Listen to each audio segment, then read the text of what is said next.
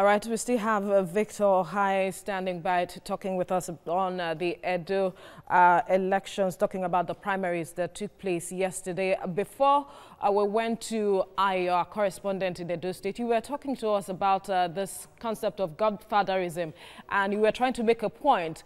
And from what you said, were you trying to say that Godwin Obaseki is already positioning himself as a godfather in the PDP? Because his popularity is being tested now in that party.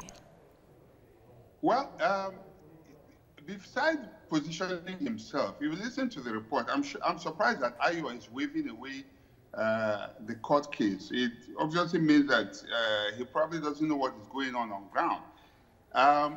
Before Obaseki came, there were people who have been working for the party and, who have been working towards the primaries. 3 candidates. Ovieteme just mentioned one of them, Gideon Ikine. Then there's Ken Emaswagon. And then there's the leading contender for that who would have clearly, obviously won that election. And he's the one that went to court. Obede Iyama, Right Honorable Obede Iyama, is a member of the National Assembly, the House of Representatives. And you see, for people who have been loyalists of the party for so long, who have worked so hard, to keep the party, to fund the party when the party was in opposition, and then you have bought tickets, you are contesting for governorship, and then all of a sudden, you're being thrown away, and then you're being, you cannot expect them to just sit and not do anything. Now, who are the godfathers in this case? Up till now, we've been talking about impunity from the APC godfatherism, but I think the one that is zooming in the PDP may even be worse, because without recourse to the state chapter and knowing what is happening on ground, the National Executive Council, National Working Committee of the party, has imposed Obaseki. They obviously see him as a big fish, which is okay, but you cannot now do that with completely discountenancing people who have been working on the ground. They have had loyalists, they have had people working for them, and then Obaseki is coming with a full retinue of what do you call it now? Deputy governor, commissioners, and everybody. And without even negotiating at all, they have decided to impose him. And obviously, they're not going to sit down and watch. So you see, I can tell you that what is going in the PDP is going to be even what happened in APC is a child's play compared to what you will see unfold in the PDP. They have gone to court, and if they are not careful, that election may not hold until they are able to sit down and then work things out properly with proper respect for those who were there. And that is the problem we have with godfatherism. People come, they come to Baba Sokwe, somebody comes and imposes. You would have been working for a party for so long. And then impunity, somebody just brings somebody from nowhere and imposes it. And that is what you see playing out in both parties, but much more now in the PDP than even in the case of APC. Victor, I'm certain you were following the interview my colleague Ayo was having with a member of the House of Representatives. And one thing that I would like for you to react to that that member of the House of Representatives said is that Edo State has moved from party politics to focusing on individuals rather than parties.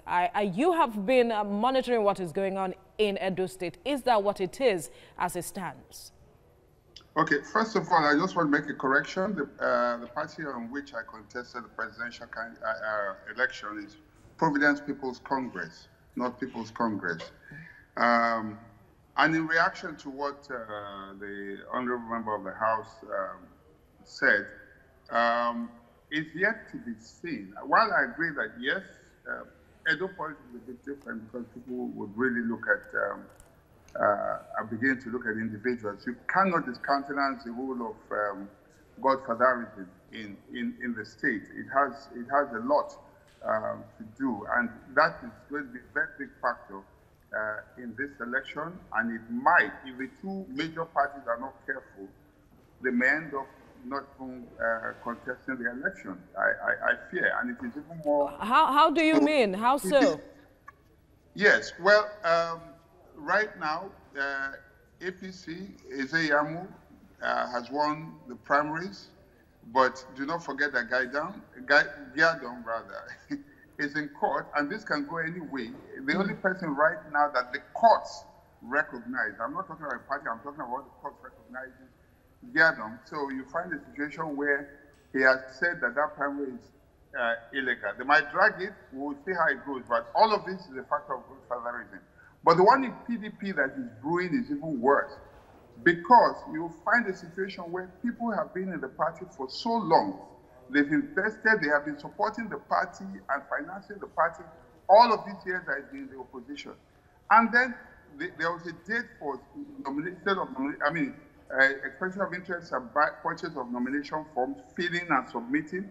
That deadline was met and passed. And then all of a sudden, because of Obaseki was, if you like, suspended or removed from APC, then the next thing is the PDP elders or the National Working Committee in Abuja, without recourse to the state, and to those who are on ground, who are supposed to be contesting, just went, and then they are trying to impose them on the others. Now, that itself, and you will see that in the court case there's a court case now, at the court in Benin, and that could put a spanner in the works for Edo State, and that's not going to be. You might think that there will be an election on Thursday, but if PDP does not manage it very well, if they go out with the impunity and the imposition, it might they might just lose out in this election. All right, Victor, let's look at godfatherism and its impact on our democracy, because elections are part of what makes democracy what it is. Talk to us how much impact this is and what it is costing us. Okay, so money is an important factor in politics. We cannot discountenance that. So sometimes you need to get financiers. But the beautiful thing is that in a place like America, there's limit to how much finance you can get. And that's why if you see people donating $10, $5, $100, and then that way you truly test your popularity, because it is then about numbers, not about one person financing an election. And because you find a situation where one person comes and imposes, either through financing or because of his position as a leader in the party, what results therefore is you find people who have labored, they would have thrown it open and they say everybody can come and contest. You would have spent money, you would have shown loyalty, commitment. At the last minute, your name is removed for a ballot. They say, okay, step aside, you are still a young man. And then somebody is imposed. Now, this kills the spirit of true democracy. Many young people want to aspire, but they cannot. It's like the case in Edo State. The leading candidate in PDP, for instance, Okhai, a member of the House of Reps. This is a young man who you would have looked at and said, for instance, he's a leading candidate in that party, has invested so much. And the last minute, you bring somebody from outside and say because he has money, because you want to change the state to PDP. If Obaseki, and I think the members of the party, I've listened to so many of them, they are very happy to receive Obaseki. It's a plus, because the state is now a PDP state, at least at that level, okay? But you do not do that at the expense of people who have been loyal and have been working all these years for the party, when the party, had no financiers, it was just in the opposition. So now that is going to kill morale, and it is happening across the country, so many people, this is the reason why a lot of people probably are discouraged from running, because they will feel, what's the point? You contest, people will tell you, okay, it's an open field, you get in there, and then suddenly, that happens. In APC, some people are grumbling because Izeyamu was brought from outside and imposed on them, but in PDP, the same thing is happening as well. And the court cases are an indication. On both sides, there are court cases right now, and we have not heard the last of them yet.